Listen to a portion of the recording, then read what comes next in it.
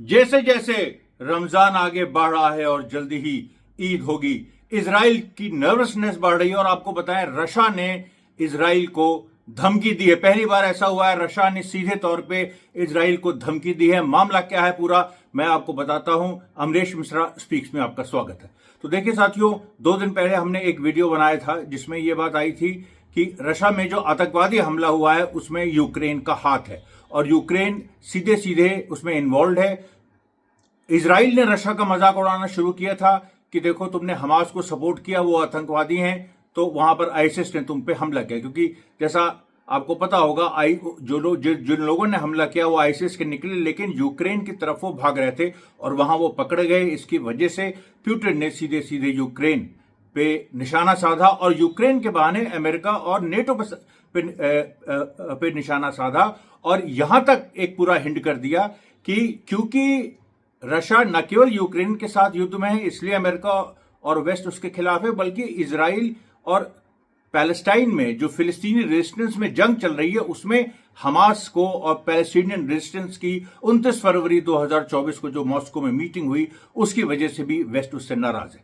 अब देखिए, अब यहां क्या हुआ कि जब ये बात आई और इजराइल जो उसका अमेरिका का उपहास हो रहा था। अच्छा, उसका भी इतिहास है कि इजराइल ने यूक्रेन युद्ध के समय चुप्पी साधी थी उसमें कि अमेरिका उसका सपोर्ट करेगा अगर गाजा में कुछ होता है। ये यूक्रेन युद्ध के समय की बात है। लेकिन रशिया उसका सपोर्ट करेगा अगर गाजा में कुछ होता है। लेकिन रशिया ने जो यूक्रेन में इजराइल की चुप्पी है वो तो चलो ठीक है भाई, इजराइल का वो निर्णय था। लेकिन रशिया ने जब 7 अक्टूबर के बाद जब गाजा में लड़ाई शुरू हुई, जब हमास ने जबरदस्त हमला किया, तो रशिया ने साफ कह दिया कि सीधे सीधे कि इस मामले में हम फिलिस्तीनी रेजिस्टेंस के साथ खड़े हैं। उसलिए इजराइल ने भी रशिया को बुरा भला कहा, बहुत सारी बातें हुई। एक ऐतिहासिक नेतन्याहू और पुतिन के बीच बातचीत भी हुई फोन पे, जिसके कुछ हिस्से लीक हुए, जिसमें बहुत ही ज्यादा गहमा गहमी की बातें थी।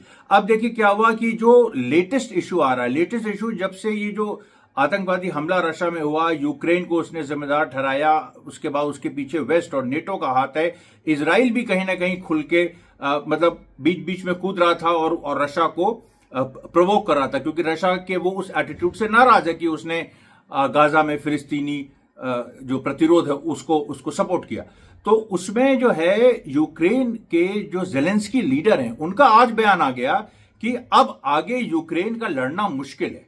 ये देखिए, अच्छा ये प्रेशर टैक्टिक्स भी हो सकती है वेस्ट से ज्यादा एड लेने के लिए, लेकिन इसमें सच्चाई का भी अंश है कि जब जेलेंस्की कह रहे हैं कि अब जो है यूक्रेन का आगे लड़ना मुश्किल है। अच्छा, उसकी वजह क्या है कि बहुत सारे जो रशियन आउटलाइंग रीजन्स हैं यूक्रेन बॉर्डर पे, जो डॉनबास और डोनेट्स्क है, वो तो रशिया ने लगभग ले ही लिए हैं। उसके अलावा जो जैसे और थोड़ा अलग हटके ट्रांसनिस्ट्रिया है जो यूक्रेन में नहीं है, उसके बगल में है, या फिर यूक्रेन में 2-3 और ऐसे रीजन्स हैं जो जहां पर रशियन मेजॉरिटी स्पीकर्स हैं, वो लोग जो हैं भी इंडिपेंडेंस की डिमांड करने लग रहे हैं। उसके बाद क्या हो रहा है कि यूक्रेन में क्या है, यूक्रेन कोई इजराइल की तरह कोई देश नहीं है। देखिए, एक नई चीज सामने आ रही है कि जो अमेरिका ने जो तमाम देश तोड़े 1989 और 90 में कि ये देखिए कम्युनिस्ट हैं और इनके अंदर जन विद्रोह हुआ, और उसके बाद अमेरिका ने उसका फायदा उठाया, ये देश तोड़े, यूगोस्लाविया को तोड़ दिया, सोवियत रशिया को तोड़ दिया।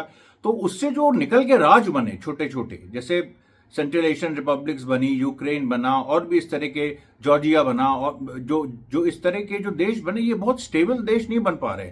इनको ना वेस्ट एड दे रहा है ठीक से उस तरह से जैसे सेकेंड वर्ल्ड वॉर के बाद जर्मनी और जापान जिससे वेस्ट लड़ा था, उनको एड के बल पे खड़ा किया, उस तरह से नहीं किया। इस बार अमेरिका ने ऐसी एड्स नहीं दी। तो इससे क्या हो रहा है कि जो जितने ये सारे देश हैं ये टूट जा रहे हैं, और जब ये टूट रहे हैं तो रशिया इनके सबसे नजदीक है, तो और ये रशिया में रहे हैं पहले, तो सीधी सी बात है कि रशिया इनकी तरफ बढ़ेगा और अमेरिका इनको ये कह रहा है कि नहीं, तुम लोग जो हो हमारी बात मानो, एड हम उस तरह की जो विकास तुम्हारे देश में हो उस तरह की एड हम नहीं भी दे रहे हैं, तो हम सैन्य एड दे रहे हैं और उसी में खुच रहा हो। तो उससे क्या हो रहा है कि यूक्रेन में जैसे हुआ कि तमाम यूक्रेन के लोग बहुत और जगह मर्सिनरीज की तरह लड़ने चले जा रहे हैं। यूक्रेन के लोग अभी एक अफ्रीका में कोई सिविल वॉर हो रही है, बुर्किनो फासो में, वहां मिले, उसके बाद इसी तरह से 3-4 और जगह मिले, और इजराइल में, इजरायली आईडीएफ में यूक्रेन के लोग हैं, ये बात तो पहले साबित हो चुकी है। देखिए आश्चर्यजनक बात है क्योंकि ये वो दौर है जिसमें मुख्य धारा का मीडिया कुछ आपको सही रिपोर्टिंग दे नहीं रहा है, लेकिन यूक्रेन के लोग आईडीएफ की तरफ से लड़ रहे हैं। अच्छा, ये ज्यूज नहीं है, ये वो लोग नहीं हैं जो कहीं ना कहीं मतलब जिनके पास डुअल नेशनैलिटी है, ये वो वाले नहीं है। ये बाकायदा भाड़े के मर्सिडीज हैं। जैसे इजराइल ने अपने मर्सिडीज को उतारा है और हजारों की संख्या में वो मारे गए। मैं आपको बता दूं इसी से जुड़ी एक बात कि हिजबुल्ला ने एक जो नए हमले इधर पिछले 4-5 दिनों में इजराइल पे किए हैं, उसमें अकेले उन हमलों में सोचिए 7 अक्टूबर के बाद से तो बात छोड़ दीजिए, उन हमलों में केवल करीब 200 से 250 इजरायली सैनिक मारे गए हैं। और ये सारे मर्सिडीज है, ये सारे के सारे वो सोल्जर्स हैं जो इजराइल ने कहीं से हायर किया है और उन्हें लड़ने भेज दिया है। इसीलिए वो इनकी मौत की असली संख्या छुपाता है। अभी तक इजराइल ने कम से कम गाजा में इसने कहा तो है कि हमारे करीब 600 सोल्जर्स मारे गए हैं अभी तक। वो झूठ है, उसमें असली संख्या 2,500 से 5,000 के बीच में कहीं भी आती है। हिजबुल्ला ने तो आंकड़े दिए हैं कि 2,000 के ऊपर इजरायली सोल्जर्स हमने 7 अक्टूबर के बाद से मारे हैं। और पिछले दो दिनों में, मतलब 2 से 4 दिनों में हमने जो है करीब 200 से 250 इजरायली सोल्जर्स मारे हैं। और इस तरह के वीडियोज आए हैं, जबरदस्त वीडियोज आए हैं जिसमें साफ दिख रहा है कि पूरा इजरायली जो यूनिट्स हैं वो पूरा उड़ा दी जा रही हैं, जो लेबनान बॉर्डर पे जो इजरायली बेसिस है वहां पर स्थित है। तो वो ये बात खुल गई। और ये इजरायली एक हिब्रू चैनल ने इस बात को साफ किया कि ज्यादातर इसमें मर्सिडीज थे, इसमें इजरायली नहीं थे, इसलिए इजरायली इन मौतों को छुपा रहा है। लेकिन वो जो क्योंकि वो जो अखबार है हिब्रू जिसने लिखा, इजरायली अखबार है, लेकिन वो वहां बेस्ड है लेबनान बॉर्डर पे। तो उसको जो इजरायली सेटलर्स हैं उनको जो नुकसान हो रहा है, भागना पड़ रहा है। मैंने बताया था कि शहर के शहर वहां पर सील कर दिए गए हैं, वहां पर कोई वापस भी आना चाहे तो नहीं आ सकता। इजराइल इतना खौफ खाया हुआ है वहां पर। तो वो जो सेटलर्स हैं उनके जो अखबार हैं, जो सेटलर्स के सब्सक्रिप्शन पे चलते हैं, इजरायली सरकार उनको मदद नहीं देती, तो वो तो कभी ना कभी सच बता ही देंगे ना। तो उन्होंने कहा कि हमसे छुपाया जा रहा है, इजरायली सोल्जर्स भारी संख्या में मारे जा रहे हैं, नॉर्दर्न फ्रंट में इजराइल हार रहा है। इजराइल का जो अंदर कहना है वो ये है कि हम अपने असली सोल्जर्स को छुपा रहे हैं। असली सोल्जर्स को हम नॉर्दर्न फ्रंट पे हम एक ऑफेंसिव लेंगे। उसके हमारे पास देखिए वो $1 बिलियन का स्पाई ड्रोन आ गया है जो एक साथ 4-5 ईरान से लेके यमन तक पूरी निगरानी रख लेगा और हम उसके माध्यम से हम हमला करेंगे। ये इजराइल का, ज्यादातर इजराइल की जो मीडिया के लोग हैं जो ऑफिशियल, मतलब ये हिब्रू वाले नहीं, जैसे ये हैरिट्स है जो कि इंग्लिश है, उसने ये बात साफ की कि इस तरह की कोई भी ये बड़बोलापन है, इसमें कहीं भी इजराइल जो है वो सफल नहीं हो पाएगा, ये उसने बात साफ की। अब देखिए, अब फिर आते हैं हम रशा में। रशा में जब जेलेंस्की ने ये कहा कि यूक्रेन नहीं लड़ पाएगा, तो उसमें इजराइल कूद पड़ा। इजराइल ने एक बयान दिया और यूएस से कहा कि यूक्रेन को मदद बढ़ाओ। इजराइल खुद मदद चाह रहा है, खुद उसकी मदद की समस्या है, लेकिन इजराइल कह रहा है अमेरिका से कि तुम यूक्रेन को मदद बढ़ाओ। उस पे प्यूटिन ने कहा, प्यूटिन के जो रक्षा मंत्री, वो जो फॉरेन मिनिस्टर हैं लावरोव, उनका बयान आया। उन्होंने कहा कि इजराइल को पहले अपना घर संभालना चाहिए, इस तरह से दूसरों के मामलों में टांग नहीं अड़ानी चाहिए। और ये एक ऐसा रिब्यूक था जिसपे सुनते हैं कि नेतन्याहू इतना ज्यादा परेशान हो गया, क्योंकि देखिए नेतन्याहू ने अभी तक रशिया को किसी तरह से मैनेज कर रखा था। जैसे मैंने बताया, यूक्रेन के सवाल पे वो चुप रहे थे, ये सब चीजें। लेकिन इधर के दिनों में जब रशिया ने अपना एक आइडियोलॉजिकल कलर दिखाना शुरू किया कि अभी भी वो एक वामपंथी देश है, सीधी बात है, देखिए उसमें कोई छुपाने वाली बात नहीं है। चाइना वामपंथी है, रशिया वामपंथी है, ईरान जो है वो एक इस्लामिक रेवोल्यूशनरी है और इस्लाम को एक रेवोल्यूशनरी ढंग से इंटरप्रेट करता है। और वामपंथ में तो एक जो रेवोल्यूशनरी एलिमेंट तो उसमें है, चीन और रशिया दोनों में क्रांतियां हुई, कम्युनिस्ट क्रांतियां हुई, तभी वहां पर आज ये जो भी विकास हुआ है वो हुआ है। तो वो जो एक पूरी, वो दोनों ये सुपर पावर बन गई है। तो अब ये देखिए, जो ईरान, रशिया और चाइना का जो पूरा ट्रायोका बन रहा है, इजराइल इससे ये अब देखिए, आपने इधर देखा होगा ईरान पे सारी धमकियां बंद हो गई। जो नेतन्याहू ईरान को धमकाता था वो अब बस यही बात हो रही है कि वो जो ड्रोन है उसके माध्यम वो ईरान को भी कवर कर लेगा। अरे ईरान को क्या, वो जापान को कवर कर ले, उससे उससे ग्राउंड पे क्या फर्क पड़ रहा है? उससे जो हिजबुल्लाह से लड़ाई चल रही है नॉर्दर्न फ्रंट पे, उस पर क्या फर्क पड़ रहा है? सवाल ये है। और रशिया ने भी यही इजराइल से कहा। और फिर जो दूसरा स्टेटमेंट लावरोव का आया वो और खतरनाक था। उन्होंने कहा कि अगर इजराइल ये समझता है कि हम लोग हस्तक्षेप नहीं कर सकते तो हम लोग हर जगह हस्तक्षेप कर सकते हैं, बल्कि हमने किया हुआ है। और उनका इशारा सीरिया की तरफ था कि जब सीरिया में जब सिविल वॉर हुई, किसी ने नहीं सोचा था कि रशिया इंटरवीन कर जाएगा।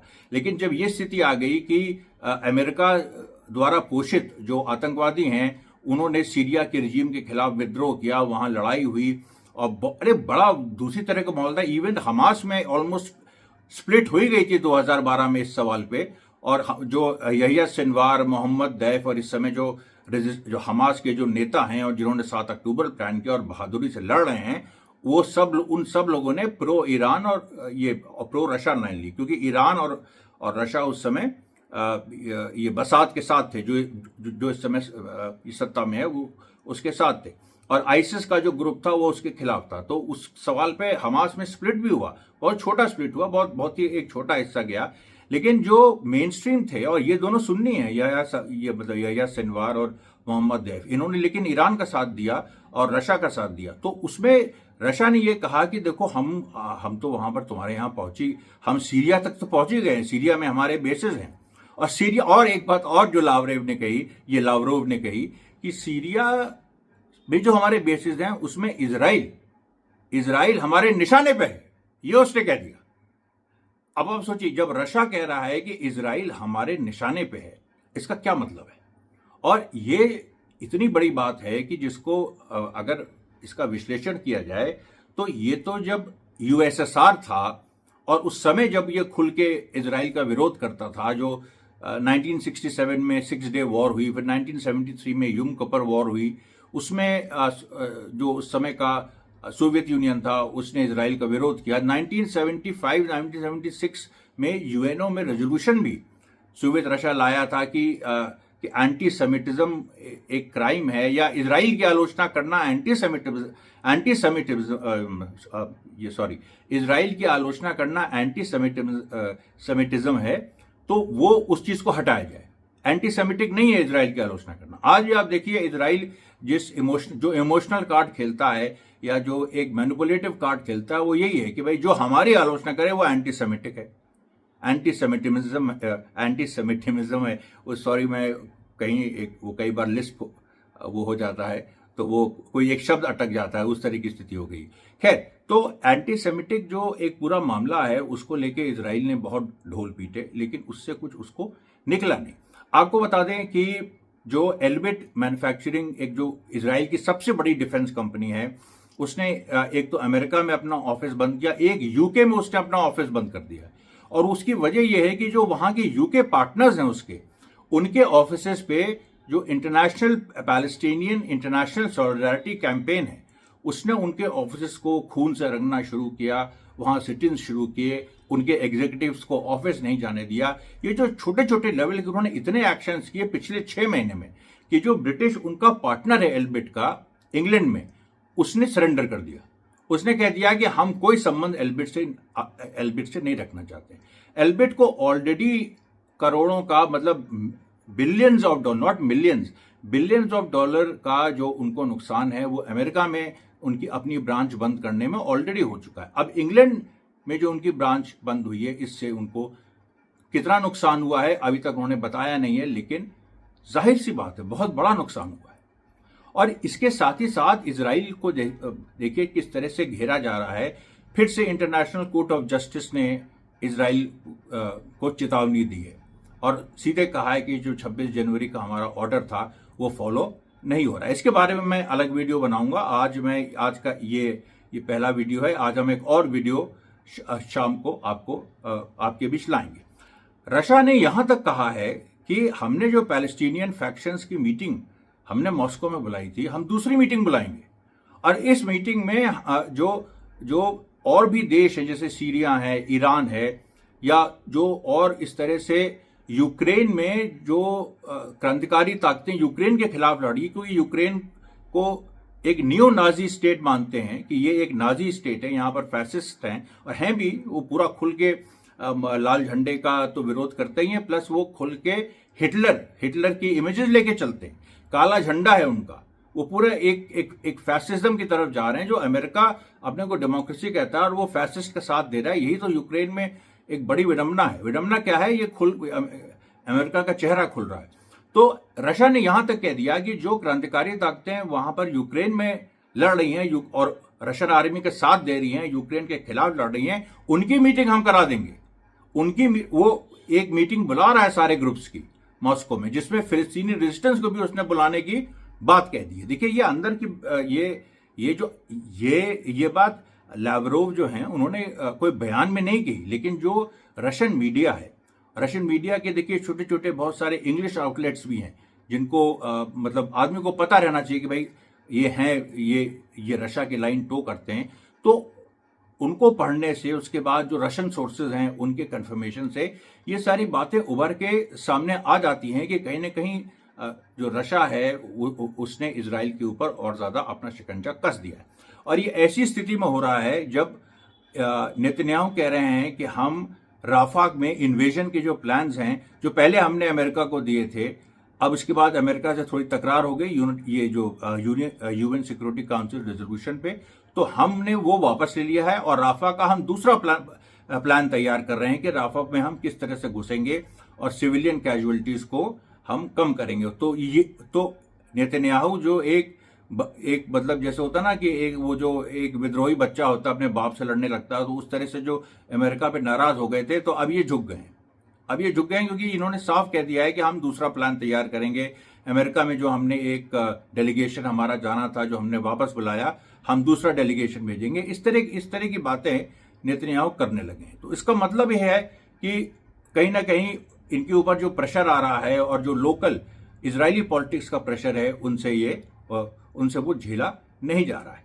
और एक और बात आपको बता दें उसके पहले कि हम वीडियो खत्म करें, कि रशिया ने, देखिए रशिया के पास जो वेपन्स हैं, वो पूरा जो इस समय मिडिल ईस्ट में चल रहा है उसके पूरे बैलेंस को ये टिल्ट कर सकता है। अभी इस्माइल हानिये ईरान गए थे, और ईरान जो है इस समय देखिए, चाइना और रशिया कुछ भी इस मामले में करना चाहते हैं तो ईरान के थ्रू ही वो करते हैं।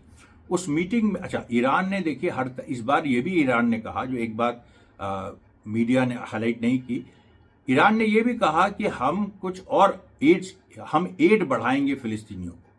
अब एड जो है, ईरान ऑफिशियली कुछ एड उस तरह से नहीं देता है, लेकिन जब उसने पहली बार खुल के कहा है और उसने हमारे ख्याल से स्टारवेशन और फैमिन जो है उसको मद्देनजर रख के कहा कि इस समय जो एड की जरूरत है गाजा को, वो सबसे ज्यादा है, और अगर वहां पर ऐसी स्थिति बनती तो हम भी एड देंगे।